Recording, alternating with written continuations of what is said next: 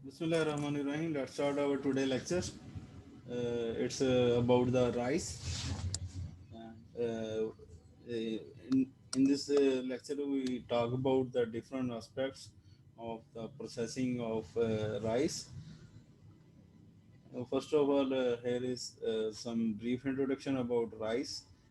Rice technically named as Oryza stiva. तो इसको हम टेक्निकली जो है वो या साइंटिफिक नेम जो है इसका वो ओरिजा स्टाइवा है.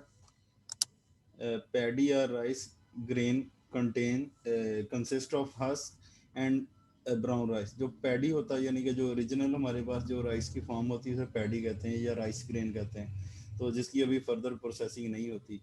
तो ये इट कंटेन जो है हस्क और ब्राउन राइस, दो चीज़ों पर मुश्तमिल होता है. जो पैडी जिसे हम कहते हैं, एक ब्राउन राइस होता है और जो हस्क उसके इर्द गिर्द जो कवर होती है कवर, तो ये कवर्ड कैरियोप्सिस की एग्जांपल है राइस.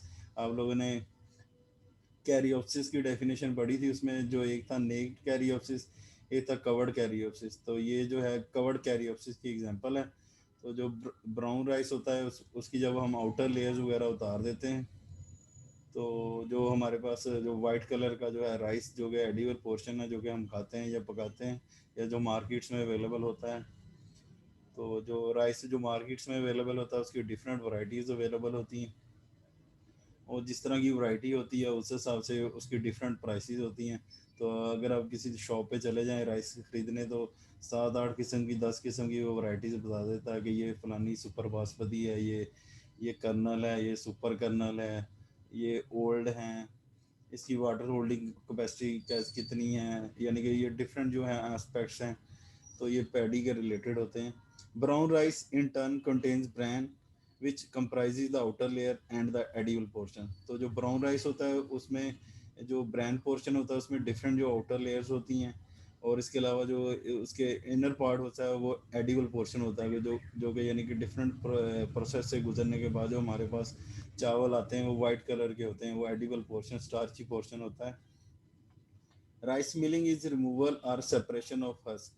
तो जो राइस मिलिंग का जो है उसमें क्या करते हैं, सेपरेशन ऑफ हस्क करके हैं, तो उसको डी हस्किंग कहते हैं. तो डी हस्किंग की क्या डेफिनेशन होगी, रिमूवल और separation of husk of rice is called dehusking and bran.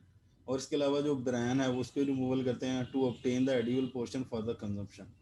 तो यानी कि खाने के लिए जो यानी कि जो वाइट कलर के हमें राइस रिक्वायर्ड होते हैं. तो ये डिफरेंट स्टेप्स हैं कि सबसे पहले डी एस्किंग की है और डी एस्किंग के नतीजे में क्या हुआ, हस्क रिमूव हो गया और जो ब्रैन पोर्शन है जो आउटर लेयर्स वगैरह हैं वो उतर गई हैं, या जो डिफरेंट नेक्स्ट प्रोसेसेस में इसकी पॉलिशिंग वगैरह होगी तो जो हमारे पास वाइट कर्नल जो है वो अवेलेबल होगा. The process has been accomplished with care to prevent excessive breakage of the kernel and improve the recovery of paddy or rice. तो जो प्रोसेस है वो यानी कि उसमें डिफरेंट जो स्टेप्स इन्वॉल्व हैं. तो जो उसमें जो मेन केयर है, ये जो हमारा मेन ऑब्जेक्टिव है कि वो एक्सेसिव ब्रेकेज ऑफ कर्नल ना हो. तो यानी कि अगर ब्रेकेज वगैरह ज़्यादा होंगे तो जो अगर ब्रेकेज वगैरह हमारे पास ज़्यादा होंगे तो उससे ये होगा कि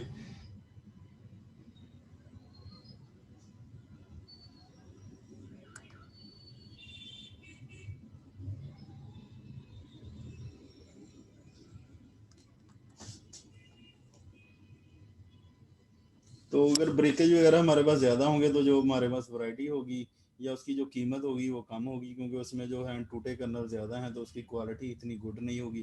तो जितनी यानी कि जो ब्रेकेज कर्नल्स की क्वांटिटी होती है तो उस हिसाब से जो है वो उसकी वैरायटी की प्राइस होती है.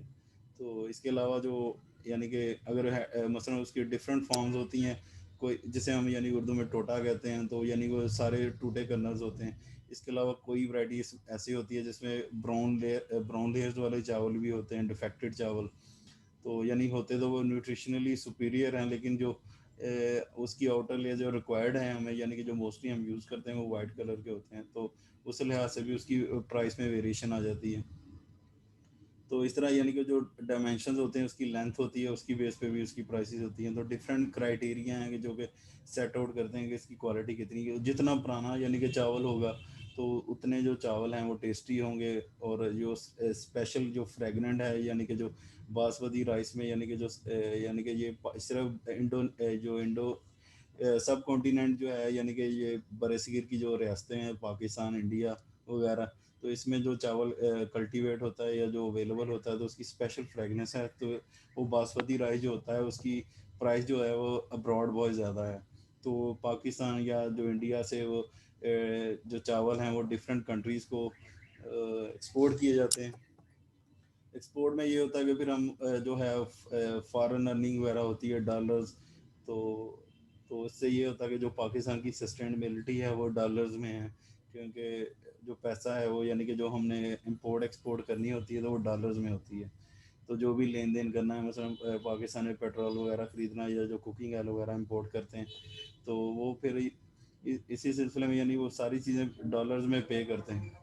इवन के जो यानी कि ये पीएचडी अब लोग स्टूडेंट्स हैं, तो जो पीएचडी के स्टूडेंट्स हैं तो इनकी जो थीसिस होते हैं एमएससी के थीसिस, तो इधर जो हैं लोकल जो पैनलिस्ट वगैरह वो एनालाइज करते हैं।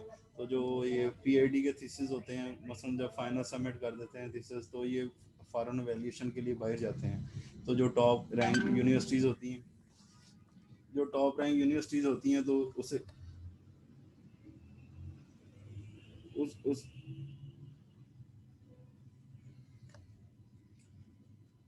तो उसमें ये है कि जो टॉप टॉप रैंक की यूनिवर्सिटीज़ होती हैं मसलन अब यानी जो टॉप 100 या टॉप 200 में यूनिवर्सिटीज़ में फॉल करती हैं, तो वहाँ के जो डिपार्टमेंट्स के प्रोफेसर वगैरह या एसोसिएट प्रोफेसर उनको फिर वो थीसिस सेंड किए जाते हैं, तो फिर उन्हें भी यानी कि डॉलर्स में पे करते हैं, तो उसकी प्रॉपर वैल्यूएशन फ़ीस होती है। तो इससे ये होता है कि जो थीसिस की क्वालिटी है वो चेकआउट हो जाती है, क्योंकि जो इधर क्राइटेरिया है वो डिफरेंट है। जो बाहर के लोग होते हैं वो ज़रा ज़्यादा क्रिटिकली जो इसे व्यू करते हैं। एनी हो the extent of recovery during milling, तो यानी कि ये इम्प्रूव रिकवरी ऑफ पैडी और राइस, तो यानी कि जो अटमोस्ट केयर करनी चाहिए कि जो है हमारा जो पैडी है उसकी ब्रेकेज ना हो during the processing. The extent of recovery during milling depends on many factors like variety of paddy, degree of milling required, the quality of equipment used and the operators। तो ये different जो recovery के जो milling यानी कि efficiency है या जो हम क्वालिटी जो चावलों की हासिल करना चाहते हैं वो कई फैक्टर्स पे डिपेंड करती है। Number one, variety of paddy, तो हर पैडी की जो वैरायटी है वो डिफरेंट होगी, किसी के डायमेंशंस छोटे होंगे, किसी के लंबे होंगे, किसी की क्वालिटी एरिया वाइज डिफरेंट होगी। तो यानी कि ये जो गुजरा वाला इस साइड वाले कामों की, तो ये यहाँ जो है वो चावल बहुत अच्छी क्वालिटी के होते हैं। इसके अलावा जो डिग्री ऑफ मिलिंग रिक्वायर्ड, तो वो भी यानी कि अफेक्ट करती है रिकवरी पे, या जो मिलिंग ऑफ राइस हम कर रहे हैं कि मसलन मिलिंग में कौन सी टेक्निक्स यूज़ हो रही हैं, कौन सा प्रोसीजर फॉलो हो रहा है, या जो इक्विपमेंट्स यूज़ कर रहे हैं वो ऑपरेटेड इक्विपमेंट्स हैं, या the quality of the equipment use, तो पुराने इक्विपमेंट्स वगैरह तो नहीं यूज़ कर रहे, जो न्यू इक्विपमेंट्स हैं वो यूज़ कर रहे हैं। तो यानी कि पाकिस्तान में ये होता है इक्विपमेंट अगर परचेज़ कर लिया तो वो 20-25 साल तक चलता रहता है। तो उससे ये होता है कि फिर वो एफिशिएंसी नहीं रहती, तो वो प्रॉब्लम क्रिएट करता है।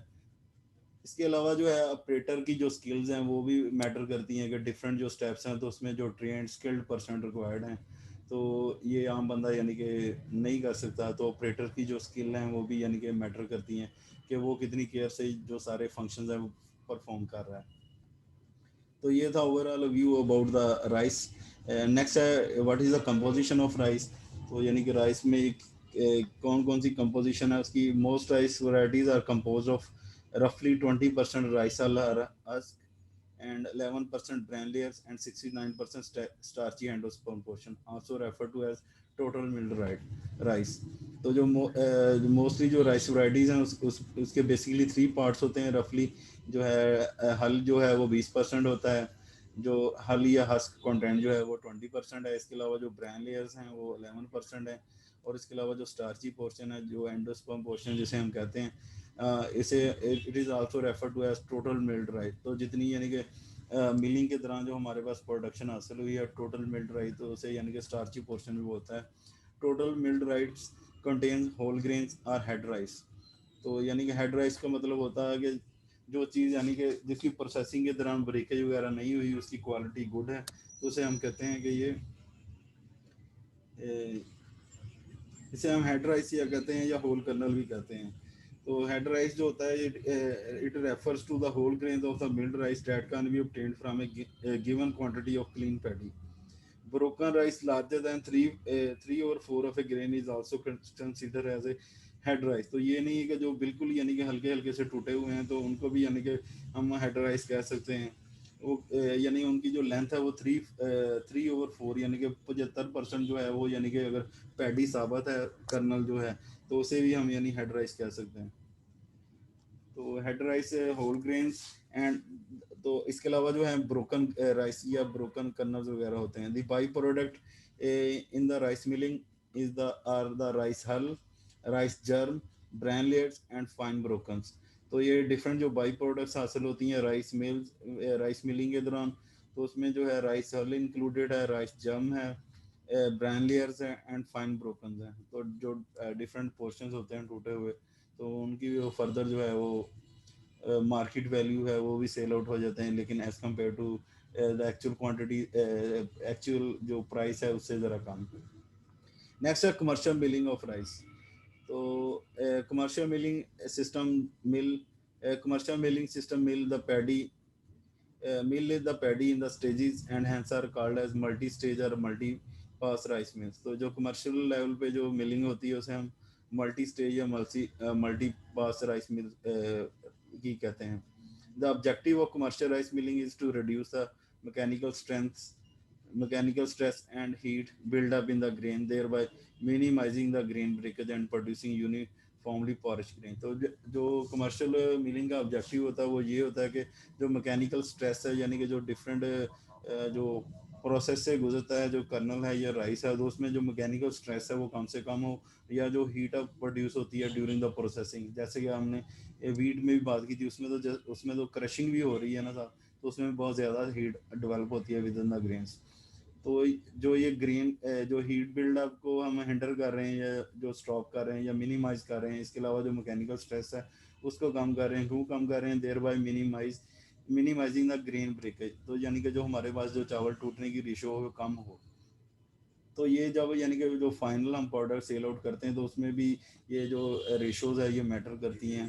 तो उस लिहाज से जो है मसलन किस रेशो में यानी कि जो कमर्शली या जो इंटरनेशनल फॉरेन ट्रेड के लिए यूज़ करते हैं तो उसमें ये जो ब्रोकन कर्नल ये मैटर करते हैं, तो इसकी बेस पे जो है वो प्राइस डिसाइड होती है।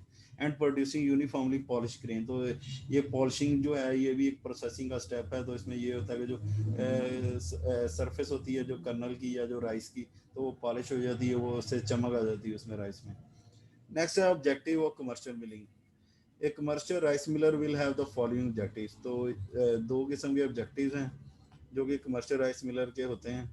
Produce edible rice that appeal the customer, that is the rice that is sufficiently milled and free of husk, stones and other non grain materials. तो डिफरेंट टाइप्स के जो नॉन ग्रेन मटेरियल्स हैं उससे husk से और stone से जो हमारा मिल्ड राइस है या जो हमारी फाइनल प्रोडक्ट है तो वो यानी कि ऐसे एडिबल राइस प्रोड्यूस करें जो कि कंज्यूमर को अट्रैक्ट करें, अपीलिंग फैक्टर रखें। तो अगर प्रोडक्ट अच्छी होगी तो वो डेफिनेटली जो कंज्यूमर है they will rush towards the product. तो अगर यानी कि प्रोडक्ट की क्वालिटी बैड होगी तो जो कस्टमर एक दफ़ा मसलन एक दुकानदार से अगर चावल लाए हैं तो वो नहीं सही पके तो नेक्स्ट टाइम वो फिर आप उस दुकानदार से वो चीज़ परचेज नहीं करेंगे। तो यानी कि ये टैक्टिक्स होते हैं for the marketing of different products. तो अगर प्रोडक्ट आपकी अच्छी है तो definitely the customer will be happily return. तो वो बार बार वो चीज़ खाएंगे। अगर आप कस्टमर को डिसीव करेंगे तो वो डिसीव जो होता है वो एक दफ़ा ही बंदा होता है, तो नेक्स्ट टाइम बंदा फिर महतात हो जाता है कि मैंने ये काम नहीं करना या मैंने ये चीज़ नहीं खरीदनी, इसमें मुझे लॉस है। नेक्स्ट जो है it maximize the total milled rice recovery out of paddy, minimize grain breakage. तो जो मिल्ड राइस रिकवरी है उसे मैक्सिमाइज किया जा सके out of paddy, minimize grain breakage. तो जो ग्रेन की जो यानी कि पैडी की ब्रेकेज हो रही है ड्यूरिंग द प्रोसेसिंग उसको कम किया जाए। तो ये दो ऑब्जेक्टिव हैं। नंबर वन ऑब्जेक्टिव है कि edible rice that appeals the customer के ऐसी जो प्रोडक्ट प्रोड्यूस करें जो कि फ्री फ्रॉम हस्क, स्टोन्स और ग्रेन्स। और दूसरा ये कि जो मिल्ड राइस हैं उसकी रिकवरी मैक्सिमाइज हो और जो ब्रेकेज ऑफ कर्नल्स हैं या जो ग्रेन्स हैं उसकी जो है वो प्रोडक्शन कम हो। नेक्स्ट है function of a pre cleaner. तो ये इधर से यानी कि जो है वो मिलिंग के स्टेप स्टार्ट हो गए हैं। Function of a pre cleaner, a simple pre cleaner cleaner used in rice mill usually contain an oscillating double screen bed with an aspirator.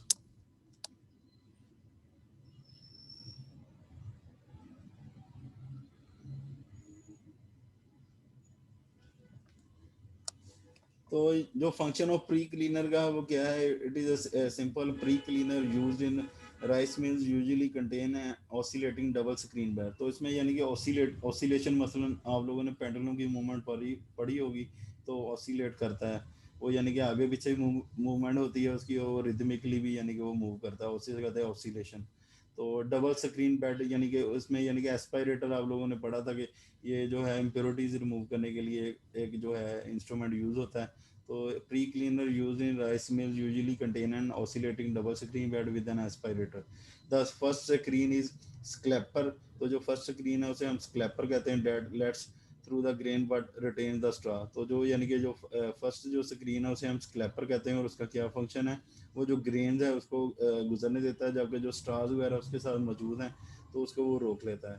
The second screen retains the grain but lets the through broken grains and small stones or weed seeds। तो जो second जो screen है उसका क्या function है, it retain the grains but lets through broken grains and small stones and weed seeds वगैरह।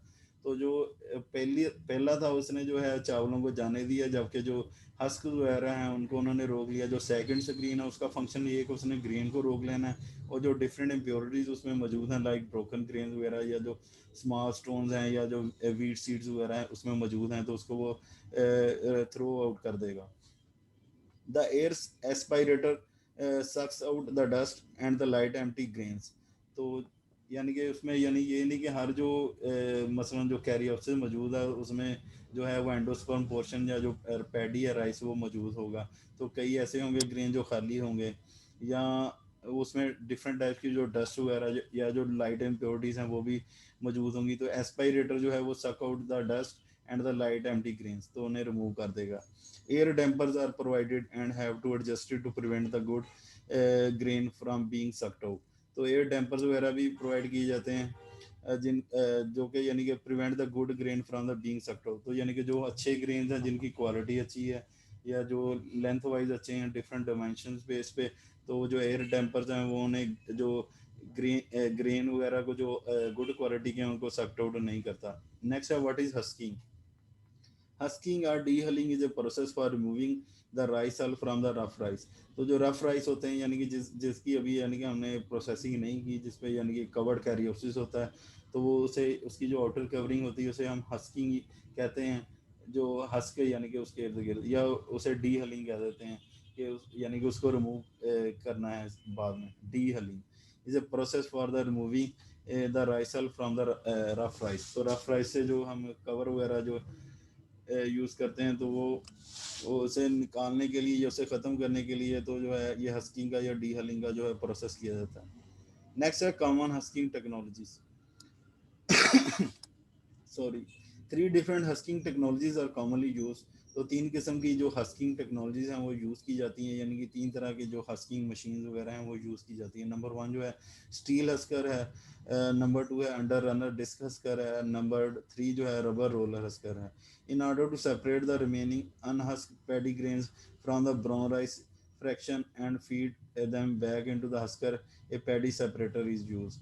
तो ये जो पैडी सेपरेटर है उसे यानी कि जो रिमेनिंग मसलन जो प्रोसेसिंग जिसकी हो रही है, जिसके अभी यानी हस्क रिमूव नहीं हुए, तो यानी कि वो भी ऐसा ही गुजर सकते हैं। अब ये नहीं है कि जो मसलन हम चावल गुजार रहे हैं वो 100% उसके जो हस्क हैं वो रिमूव हो गए हैं, तो उसके लिए एक पैडी सेपरेटर अलग से यूज़ किया जाता है, जो कि यानी हस्क कंटेनिंग ग्रेन्स हैं उनको दोबारा यानी कि उस प्रोसेस से गुजारता है हस्किंग के।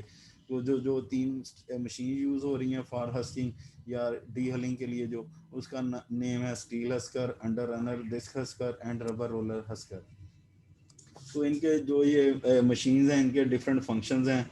तो जो नंबर वन है स्टील हस्कर, यानी जो इम्पोर्टेंट वंस हैं यानी कि वो steel हस्कर and rubber roller husker, तो इनकी थोड़ी बहुत डिटेल दी हुई है इसे स्लाइड्स में। The steel husker removes the husk and whiten the rice in one pass. तो जो स्टील हस्कर है उसका क्या फंक्शन है, it removes the husk and whiten the rice in one pass. तो ये एक ही यानी एक ही दफ़ा इसमें गुजारने से ये होता है कि जो चावल के वाइट पोर्शन है या जो एंडोस्पर्म पोर्शन है वो हमें ऑब्टेन हो जाता है। Paddy rice is fed into machine and pass between A revolving steel shaft. तो इसमें एक शाफ्ट घूम रहा होता है, उसके थ्रू जो है ये जो पैडी राइस है उसे गुजारा जाता है। And cylindrical shaped mesh screen, और उसमें जो मैश स्क्रीन एक लगी होती है। These machines are normally powered by 5 to 20 horse power engine and a very simple to operate. तो इसमें ये होता है कि ये जो इसमें पावर रिक्वायर्ड होती है, जो इंजन यानी जो इसे रन करता है उसकी जो पावर है वो 5 to 20 हॉर्स पावर है, और it is a very simple to operate. तो यानी इसमें यानी कि इतना कोई प्रॉब्लम नहीं है उसे यानी कि ऑपरेट करने के लिए, या जो फिनोमेना स्टील हस्कर का वो कंपेन करने के लिए। They are relatively cheap. तो ये जो है स्टील हस्कर हैं ये चीप भी होते हैं because of the high breakage. The total milled rice recovery is 53 to 55%। तो इसकी जो एक तो चीप है, और इसके अलावा इसके जो डिसएडवांटेजेस है वो ये है कि ये इसकी जो हाई ब्रेकेज है quality. Total milled rice recovery is about 53 to 55%। यानी कि सिर्फ यानी कि कोई चीज़ ऐसी होती है जिसके कुछ एडवांटेजेस होते हैं और definitely at the same time उनके डिसएडवांटेजेस भी हैं। नेक्स्ट है रबर रोल हलर। तो जो रबर रोलर हलर है, the rubber roller huller is the most efficient हली machine as the name suggest. Two rubber rollers of the same diameter are operated at different speeds to husk from the paddy. तो यानी इसके इसमें क्या technology use हो रही है, इसमें जो है ये मोस्ट एक तो ये मोस्ट एफिशिएंट मशीन है, और दूसरा ये कि जैसे कि इसका नाम ज़ाहिर कर रहा है इसमें दो किस्म के रबर रोलर्स लगे होते हैं और सेम डायमीटर के होते हैं। लेकिन जो ऑपरेशन हो रहा है वो इनका यानी एक रोलर की जो स्पीड कम है कि यानी ये different speeds to remove the husk from the paddy. One roller has a fix position. जो एक रोलर है यानी कि दो रोलर इसमें काम कर रहे हैं, तो जो पहला रोलर है या जो एक रोलर है उन दोनों में से वो फिक्स पोजीशन पे होता है, and other is adjustable to meet the desire clearance. तो यानी दूसरा जो है उसकी जो डिस्टेंस है वो हम खुद डिज़ायरेबल मेंटेन कर लेते हैं कि हमने किस तरह की क्लियरेंस करनी है, कितनी लेयर्स हमने रिमूव करनी है। कुछ आप लोगों ने राइस जो देखे होंगे उनकी एक्स्ट्रा लेयर्स रिमूव हो जाती हैं। यानी होते तो वो लंबे हैं, होल ग्रेन हैं, लेकिन वो दरमियान से पतले होते हैं या टूटे होते हैं, यानी कि इक्वल पार्ट्स में डिवाइड हो जाते हैं। The adjustable roller rotates slightly slower then the fixed roller. तो जो एडजस्टेबल रोलर है वो slightly slower then the fixed roller. तो फिक्स्ड रोलर की निस्बत जो एडजस्टेबल रोलर है वो स्लोअर होता है। Rubber rollers hullers have an aspirator in the base of machine to separate the hulls from the brown rice. In milled recovery it is about 85 to 90% with minimum broken grains। तो इसमें ये यानी कि इसमें जो हमें अलग से एस्पायरेटर की ज़रूरत नहीं पड़ती। अगर यानी कि वो आप स्टार्ट में एस्पायरेटर यूज़ कर लेते हैं वेल एंड गुड। तो अगर यानी कि इसमें भी आप मसलन एस्पायरेटर है तो वो यानी कि ये है कि जो क्लीनिंग एफिशिएंसी है तो वो उसे इम्प्रूव करेगा। Rubber rollers have an aspirator in the base of the machine to separate the husk from the brown rice. तो जो एस्पायरेटर का यहाँ फंक्शन क्या है कि ब्राउन राइस जो है वो जो इफेक्टिवली जो है उनके हल्स हैं उनको रिमूव कर लेगा। तो इसमें जो मिल रिकवरी है वो 85 to 90% है विद मिनिमम ब्रोकन ग्रेन। तो as compare to the steel husker the rubber roller huller has quite large recovery percentage. Next है separating the husk from the brown rice. तो जो rice husk and broken rice are removed from the husk material at the winnowing section. तो winnowing भी आप लोगों ने एक separation technique पढ़ी थी for the removal of the impurities. तो जो rice husk and broken rice जो हैं are removed from the husk material at the winnowing section. तो जो डिफरेंट हस्क मटेरियल हैं या जो ब्रोकन राइस है उसको यानी कि हम रिमूव कर लेते हैं। जो हस्क मटेरियल है उसे विनोइंग सेक्शन में which is refer to as aspirator. In the aspirator, material is divided into mixture of brown rice and unhusked whole grains and the rice husk। तो इसमें तीन तरह के जो मिक्सचर है वो हमारे पास आ रहा है जो एस्पायरेटर। इसमें नंबर वन जो है वो ब्राउन राइस है जिसकी यानी कि अभी यानी कि प्रोसेसिंग नहीं हुई, और जो अनहस्क होल ग्रेन्स है जिनके यानी कि अभी हस्क रिमूव नहीं हुआ, और तीसरा कौन सा है जो राइस हस्क है जिसका यानी कि हस्क रिमूव हो चुका है। तो the husk material is taken out by suction of the aspirator fan तो जो हस्क मटेरियल है उसे हम कैसे रिमूव करते हैं? By suction of the aspirator fan after passing through the rubber roll husker, the brown rice and unhusk paddy will move the next step, the paddy separator. तो जो after rubber roller husker the brown rice and unhusk paddy gain will move to the next step, the paddy separator. Next जो है वो it is the destoner. The destoner is a simple vibrating deck air blower that suspend the grain from the stones. तो जैसे कि नाम से ज़ाहिर है कि ये स्टोन्स वगैरह को जो ग्रेन में मौजूद हैं डिफरेंट, तो उनको रिमूव कर सकता है। The stones are thrown off in one end brown rice in the other end. तो जो यानी कि ब्राउन राइस होते हैं उनको अलग से ये सेपरेट आउट कर देता है, जो स्टोन्स हैं उनको अलग से ये सेपरेट आउट कर देता है।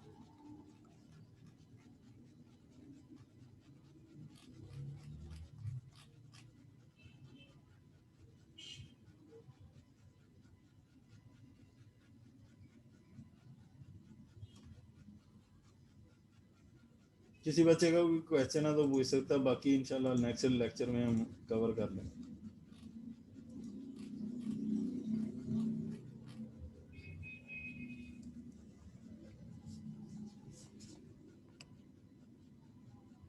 किसी बच्चे का कोई क्वेश्चन है तो बेटा पूछ सकता है। सर जो राइस कहते हैं जो पुराने हो जाते हैं वो ज़्यादा अच्छी क्वालिटी होती है, उसके पीछे क्या रीज़न है?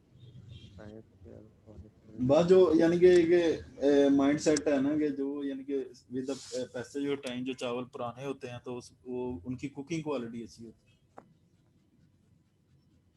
उसमें यानी कंपोजिशन नहीं चेंज हो जाती, उनकी कुकिंग क्वालिटी बस अच्छी होती है। जो उसमें यानी कि वो फिजियोकेमिकल चेंजेस नहीं आते। जो न्यू होते हैं सही है। उनमें उनकी यानी कि कुकिंग क्वालिटी इतनी अच्छी नहीं होती as compare to the older once.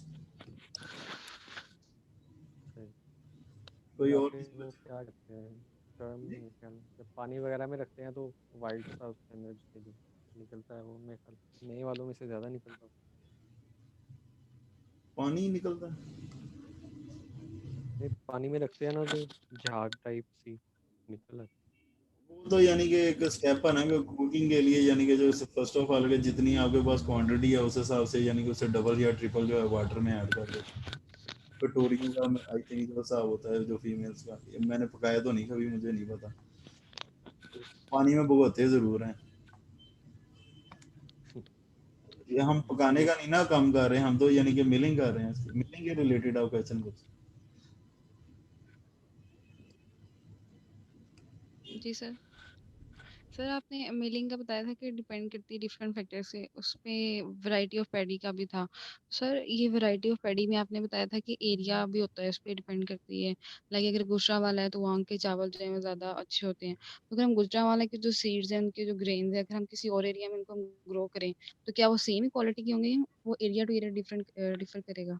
वो जमीन जो होती है ना, यानी कि वो एरिया टू एरिया वेरी करती है। कई जगह की जमीन होती है वो यानी फर्टाइल ज्यादा है, और स्पेसिफिक जो प्रोडक्ट्स हैं वो उसी जगह उग सकती हैं। तो जिस जगह की यानी वैरायटी होगी, यानी मसलन ज़मीन जिस जगह की फर्टाइल होगी और जहाँ प्रोडक्शन ज़्यादा है, क्वालिटी भी अच्छी, तो उसी जगह वो बेहतर यानी कि ग्रो करेंगी। और जो वाटर की क्वालिटी है वो भी मैटर करती है कि वाटर किस एरिया का, तो वाटर का पानी भी ठीक है। तो अगर सर मसलन इरिगेशन के लिए। जी इरीगेशन के लिए, और अगर हम फॉर एग्जांपल अगर ये बात करें, ये जो हैं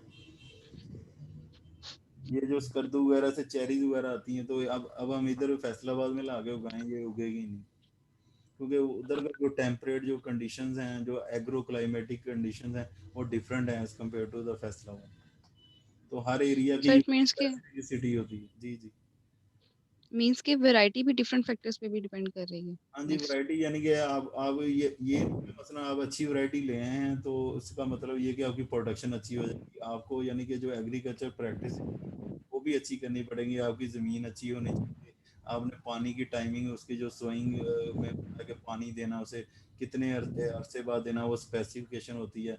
फिर डिफरेंट जो फर्टिलाइज़र हैं जो हमारी सॉइल्स हैं उसमें डेफिशिएंसीज होती हैं, नाइट्रोजन, फास्फोरस, इस तरह की यानी डिफरेंट फर्टिलाइज़र वगैरह ऐड किए जाते हैं ताकि जो जो पौधे हैं उन्हें खुराक मुहैया हो सके, ताकि उन्होंने सॉइल से ही लेनी है वो सारी चीज़ें, पानी भी हमने सॉइल को देना है। फिर इसके अलावा और डिफरेंट मतलब जो सीड वीड्स वगैरह उगाती हैं तो उनको प्रॉपरली अगर रिमूव किया जाए, तो फिर इसके अलावा इंसेक्ट पेस्ट वगैरह अटैक कर देते हैं तो उनकी लिए डिफरेंट स्प्रेज वगैरह या पेस्टिसाइड होते हैं। तो ये सारी चीज़ें मिल मिला के फिर एंड पे जो है वो मसलन अगर आपकी क्वालिटी यानी क्वांटिटी आपको अच्छी मिल गई है, फिर नेक्स्ट जो ये डिपेंड करता है कि आपने प्रोसेसिंग कैसी की है, कि किसे सेल आउट किया है, उसने किस तरह की प्रोसेसिंग की है, तो ये उस पे भी डिपेंड करता है। तो ये काफ़ी चीज़ें हैं जो मिल मिला के जी सर। क्वालिटी को डिसाइड करती हैं। जी सर, ठीक, किसी और थैंक यू बच्चे सर। का भी और ये जो लोग मसलसल है। सर ब्राउन राइस का आपने बताया था कि एक तो हाँ जी बोले। जी सर। सर ब्राउन राइस का आपने एक तो न्यूट्रिशनल क्वालिटी का बताया था कि दोनों में ब्राउन राइस और वाइट राइस में डिफरेंस होता है। दूसरा सर प्राइस का क्या बताया था आपने? प्राइस का भी कुछ आई थिंक सो बताया था कि प्राइस में भी डिफरेंस होता है। प्राइस में यानी मैंने ये बताया था कि मसलन जो कंप्लीट वैरायटी वाइट है ना, तो उसकी प्राइस ज्यादा होती है। जो ब्राउनिश या जो जिसमें यानी कि स्पॉटेड से जो राइस होते हैं उनकी जो क्वालिटी होती है वो लो होती है। उनकी यानी कि जो पॉलिशिंग वगैरह या जो उसका जो प्रोसेसिंग है उसमें डिफरेंट जो है हीट अप प्रोसेस या जो उसकी क्वालिटी है वो गुड नहीं रहती। तो इसलिए यानी कि उनके जी सर, ठीक है। प्राइस क्वांटिटी वो मैटर करती है कि किस तरह की आप चीज़। जी सर, ठीक है, थैंक यू सो मच। किसी और बच्चे को भी